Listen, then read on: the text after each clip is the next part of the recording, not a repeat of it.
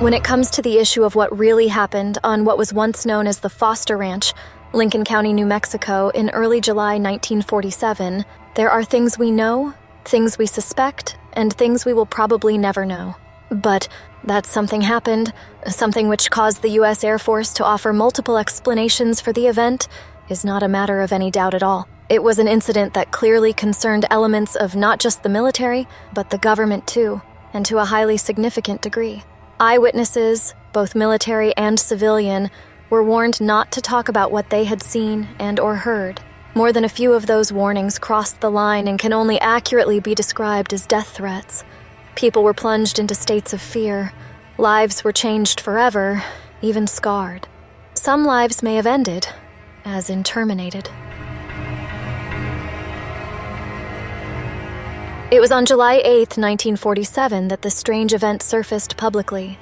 Associated Press, among many other news outlets, reported on the startling then breaking news.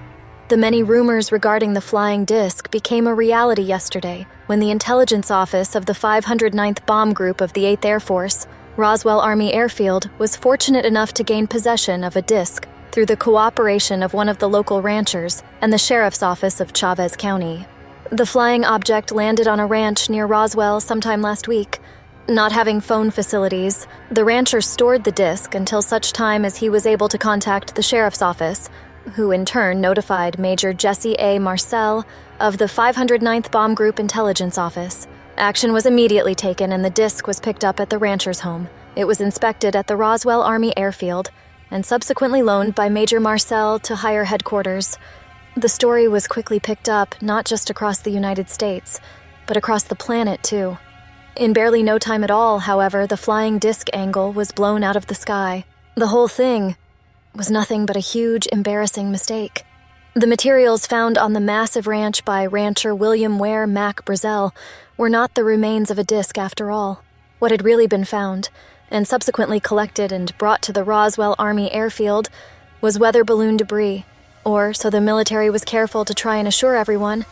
With Brazel at the time of the discovery, which had actually occurred days earlier, was a young boy named D. Proctor. He would go on to be one of the most important people in the Roswell story.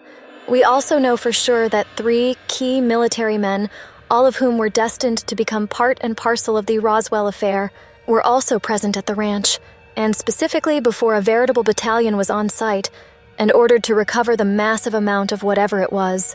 They were Major Jesse Marcel, the intelligence office of the 509th Bomb Group at Roswell, Captain Sheridan Cavett of the Counterintelligence Corps, and CIC Master Sergeant Louis S. Bill Rickett. All 3 were at Ground Zero. They all saw the wreckage. Years later, Marcel would open up wide on the matter of the debris he saw and collected. Cavett and Rickett may have seen more than debris. Way more. Possibly bodies. Strange bodies. Brazel and Little D may have seen one or more of those bodies too. Although not a well-known figure in the field of ufology, Zerby had a strange and illuminating story to tell. It was a story which has its origins in none other than ufology's #1 case, Roswell. It was back in early July 1947 that an object crashed to the ground on a remote ranch in Lincoln County, New Mexico, which is about a 90-minute drive from the city of Roswell itself.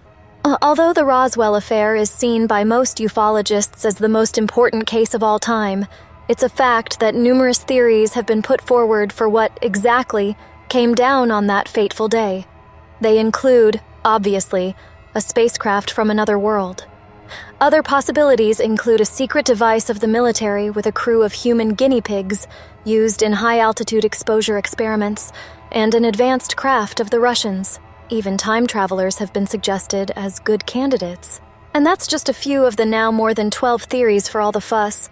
What we know for sure is that the military from Roswell quickly descended on the ranch, ensuring that no one was allowed on the property.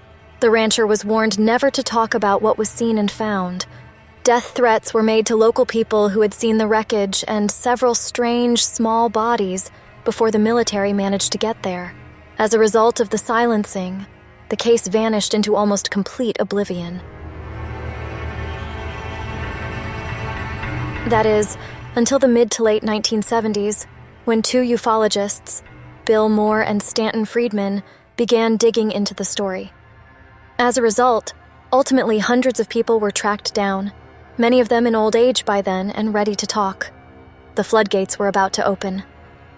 Roswell has now been the subject of dozens of books, a movie, and several investigations by the government, specifically the U.S. Air Force and the Government Accountability Office. The official line is that the unusual wreckage found on the ranch came from a huge military balloon array. As for the bodies, the military maintains they were crash test dummies used in parachute experiments. Ufologists roll their eyes at such claims, all of which brings us back to Conrad Zerbe, someone whose story has gone well under the radar of most Roswell researchers. Conrad Zerbe played a notable role in the Roswell affair. Whatever it was that plummeted onto the ranch, Zerbe saw it all. There is a very good reason for that.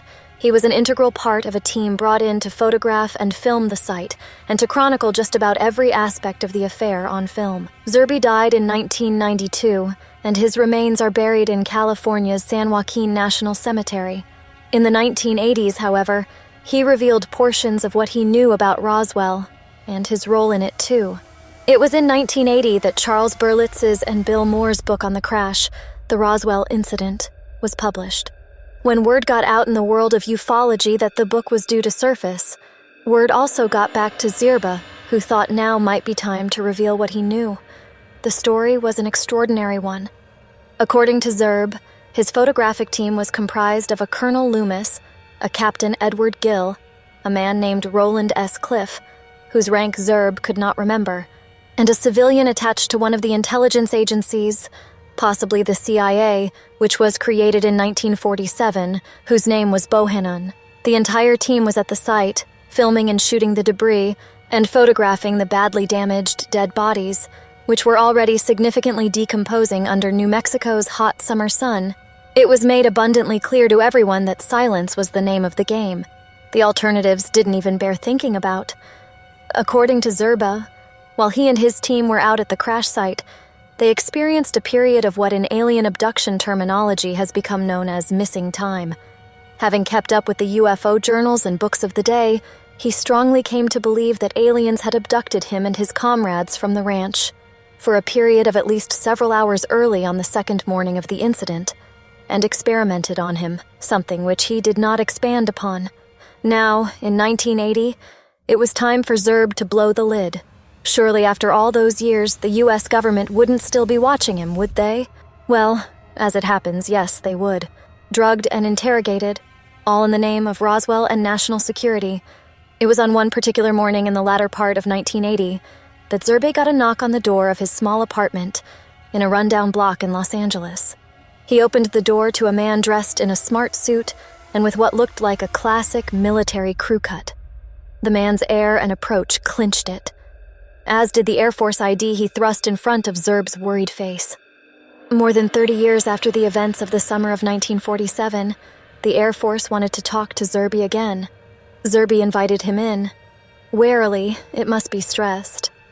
Probably deducing that Zerbe was worried by the sudden arrival of the man, he told Zerbe that he was not in any trouble, chiefly because he hadn't done anything wrong. At least, not yet he hadn't.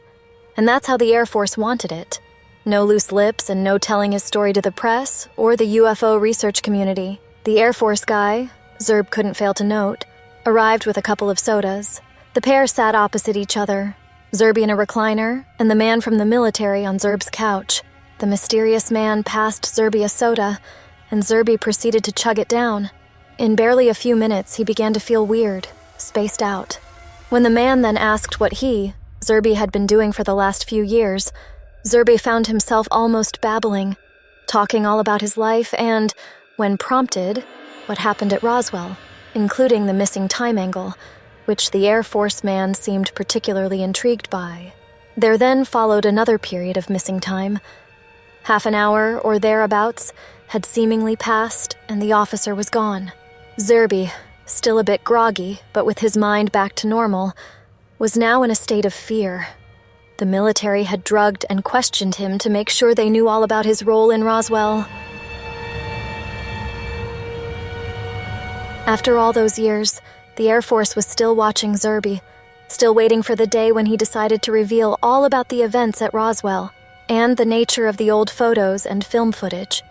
And, of course, that period of missing time on the ranch, which Zerba suspected had been a full-blown abduction by aliens. Probably, he thought, by the comrades of the dead aliens who lost their lives in the high-speed crash. In light of that fateful day, Zerbe, suspecting probably correctly that his phone was monitored, chose to hardly ever talk about the events again. There's no doubt at all that this is one of the strangest stories that ever came out of Roswell, New Mexico. Of course, the whole story makes it abundantly clear that something far more than just a weather balloon, or even a mogul balloon of the U.S. military, came down at the time and at the Foster Ranch in Lincoln County, New Mexico.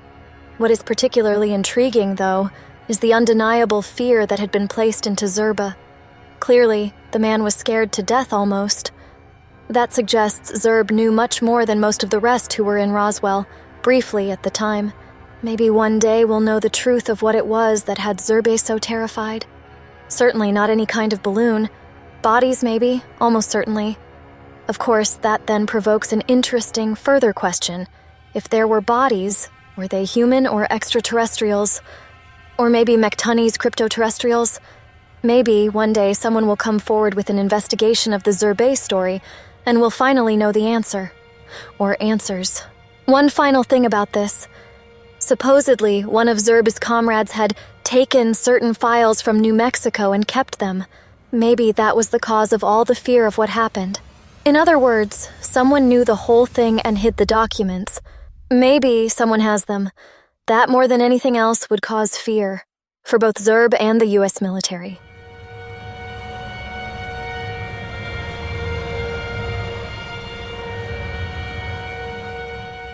I hope you enjoyed this video. Please like and subscribe to support this kind of content. See you on the next travel.